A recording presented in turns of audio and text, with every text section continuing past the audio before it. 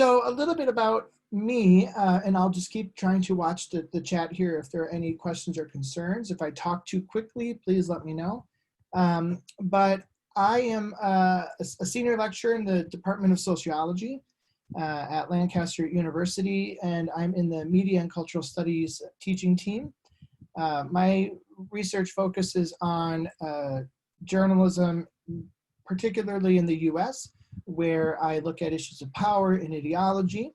I also have spent some time doing some work on sea level rise in Miami. I was an assistant professor in School of Journalism at Florida International for about 6 years.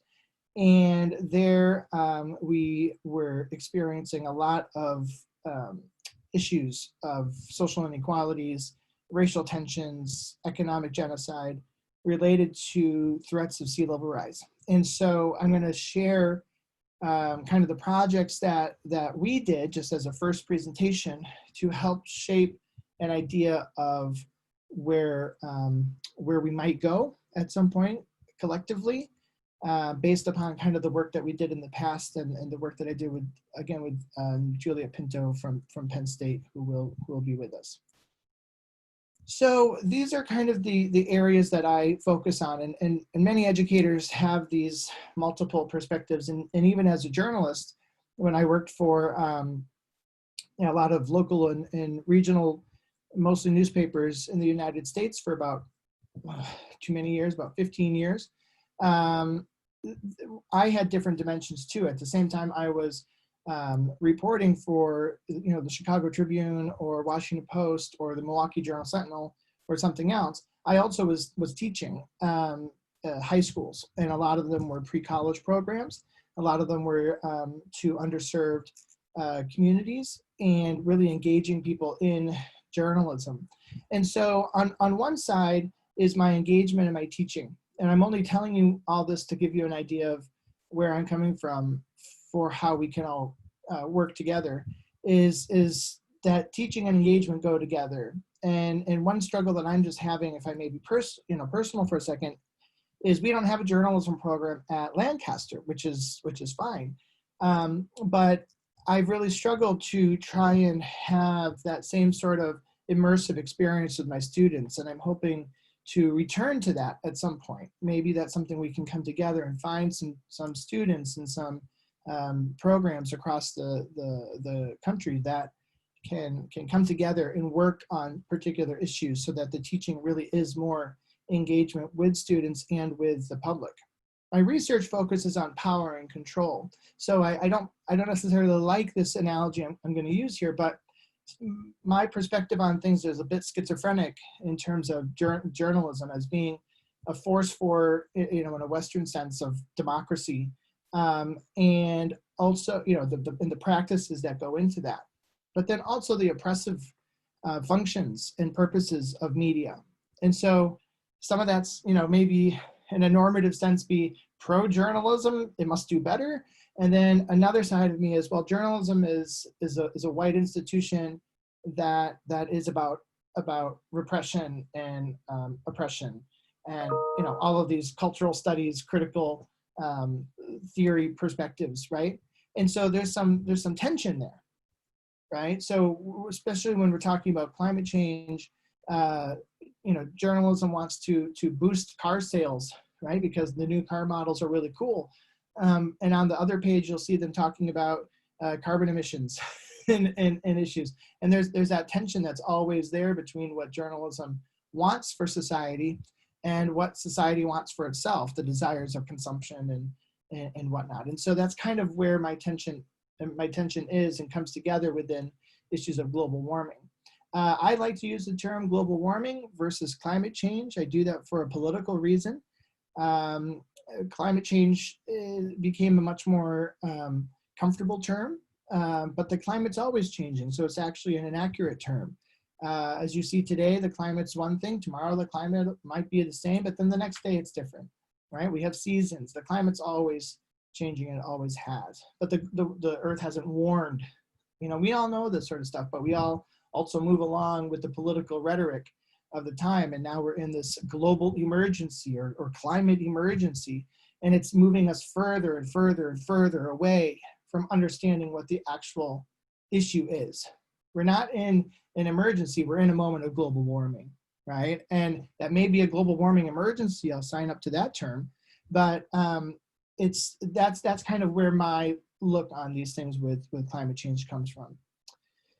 So what I'd like to do, and then I will stop talking and get to our speakers here, but is I wanted to present a bit about the journalistic work that we did in Miami focused on sea level rise. The website is still live, eyesontherise.org. This was a project that we did between 2014 and about 2018 when I left and a couple other people left the department to go off to other places. And it was a small grant that was provided by the Online News Association, about $35,000, which, you know, that it was a great gift, but it was pennies. But it was a great gift to get us started. And I have to say, the students and the staff sure made a lot more value for that than the monetary value. So as you know, South Florida is a major world site for sea level rise. The tough part is this scene that we're seeing here about the water on the streets isn't frequent. This is a out of sight, out of mind issue that's going on in Miami.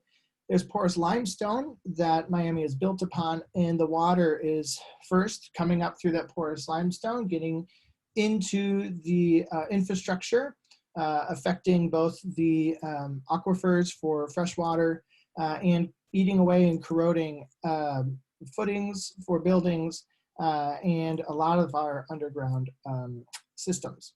Systems are being inundated with the amount of water that's coming into Miami.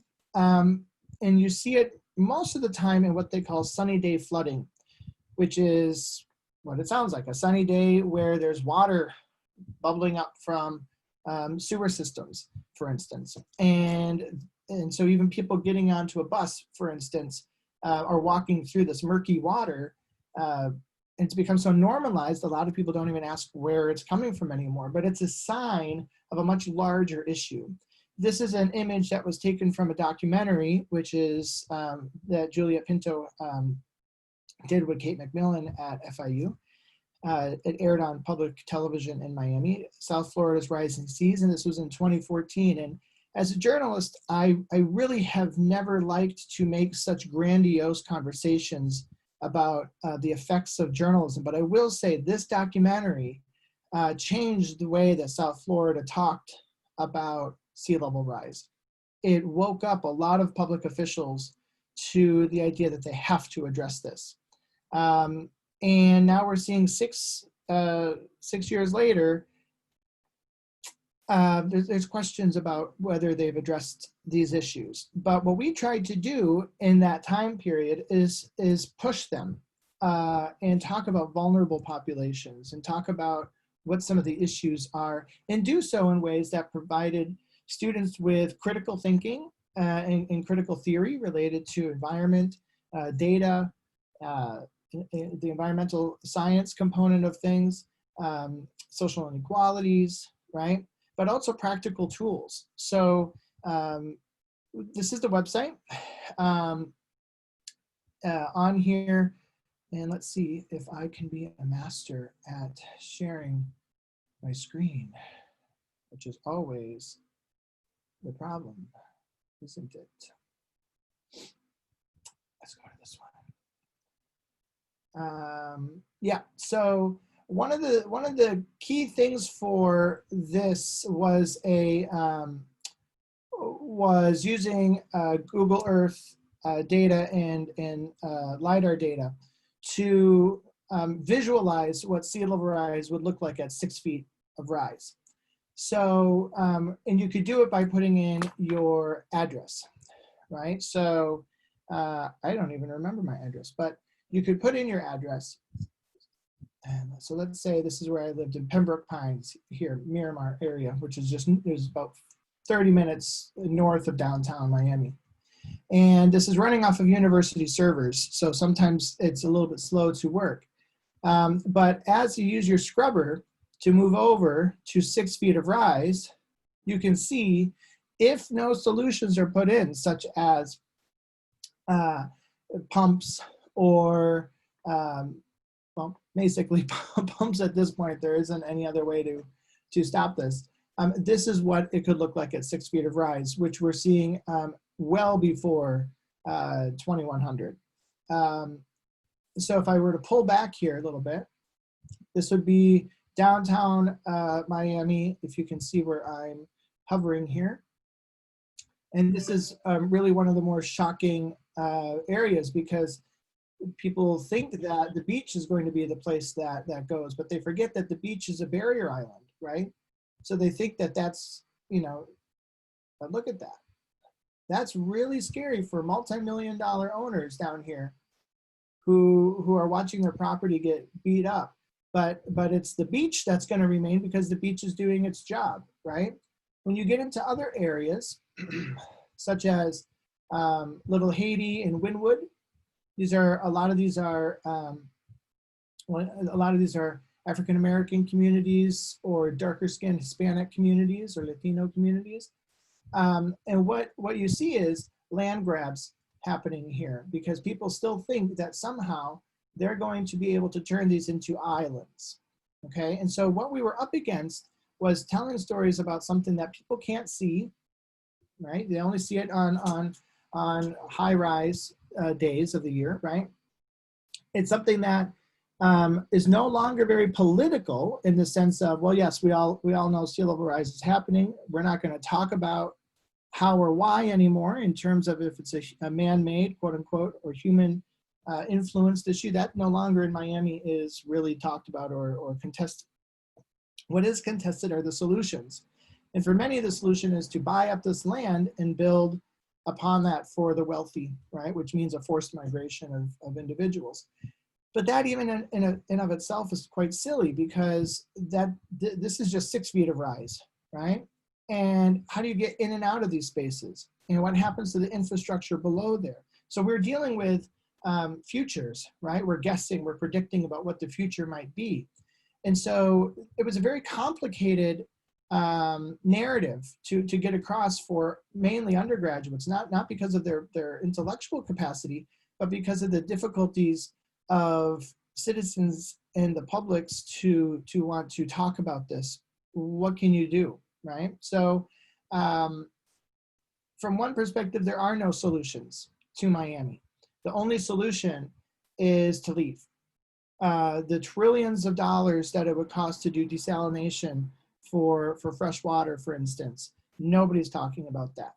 And if they're not talking about it, that means they're not prepared or willing to even at some point propose investments of that way. So I could go on and on about the politics, the socio-cultural elements here of Miami, but I just wanted to give you kind of an idea of what our students were working with. So on the website, let's go back to, on the website, you can go here and see the different aspects that are, oh, can you see? Sorry.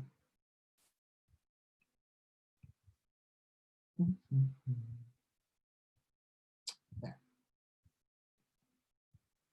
Okay, so you can see on the website, please just let me know if you can see the PowerPoint now.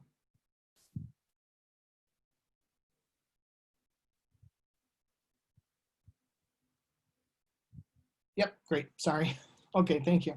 So you can go on here and you can see the toolbox that we created. You can see multiple elements here. You can see the documentaries, Virtualize, which I'll show you, which was using virtual reality to do some of the storytelling, and then the research. Okay, so there's a lot of things on this website that really made Eyes on the Rise become a center for journalists to go to understand how to communicate issues of sea level rise, how to network with other experts in communication, but also in data science and environmental science. It became a hub for a lot of social action with the communities.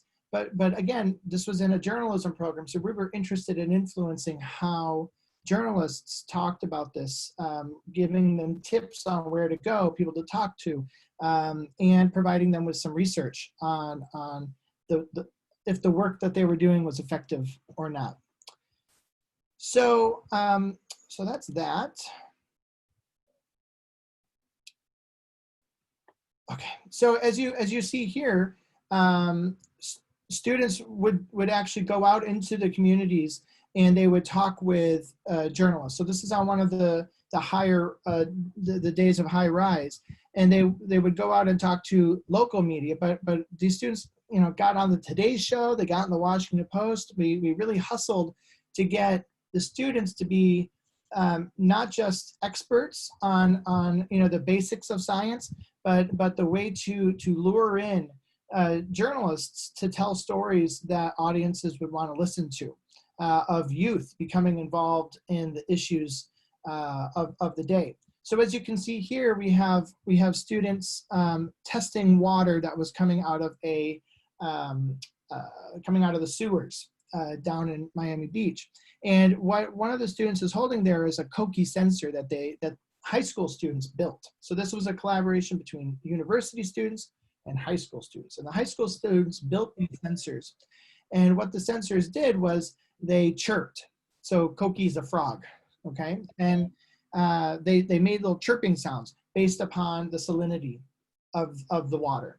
And what we wanted to see was, is this water, you know, does this water have salt in it? Is this seawater, right? What is in here? And again, that's not like the most accurate, hardcore science component, but it is trying to involve citizens into citizen science.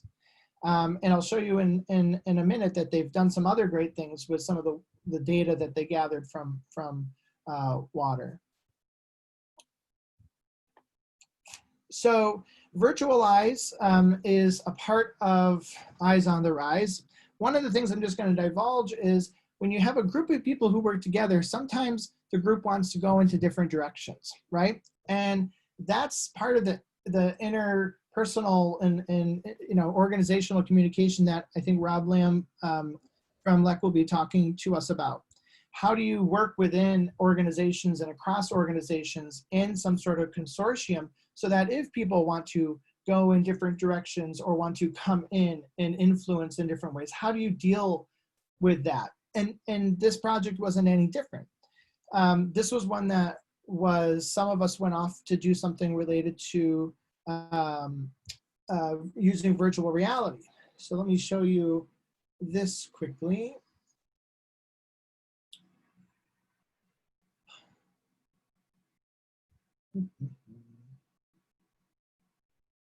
I have too many screens, everyone. Can you see the website? Not yet. Oh, here we go, I think. Carolina? Here we go, I think this is it. So if you can see the website now, this is the Virtualize website. This is where we have some projects that you can take a look at, but also it's where we hosted basic resources. We highlighted the people who were involved in the program. I mean, this was really important for the students to have a moment of, you know, showing who they are and getting some bonus points of getting public recognition. So I encourage you to go and look here at some of the work that they did. Some fun stuff about underwater recording, right? So we were using, this is really old technology at this point, but using GoPros with mounts to look underwater. And, you know, these are undergraduates who are in journalism school. This was much more complicated at the time. They had to stitch together four different images, four different moving images coming from these cameras. And essentially it was them beta testing out some of these technologies while also trying to explain to people simply what the environment looks like. around them, things that we don't really do very frequently. And so this was a fun project for them, but they were able to actually go off and find some jobs related to virtual reality and technology, and hopefully they're doing that, telling those stories through a critical lens. Let me move back.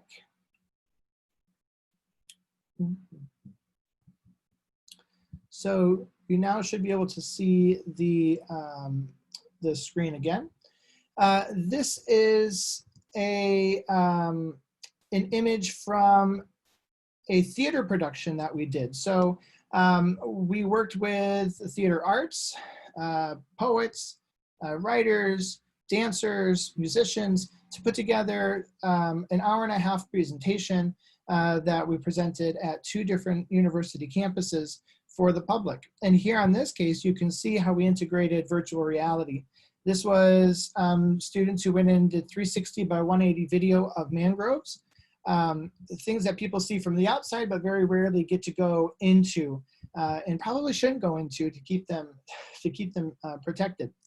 But this was a way to show people what the inside of a mangrove looks like. And I think that that's really important, particularly in areas where people are in great distances from maybe some of the environmental things that they could experience. But I also think that it's important to show people experiencing virtual reality, and I also particularly women. And so this project was focused on engaging young women in STEM.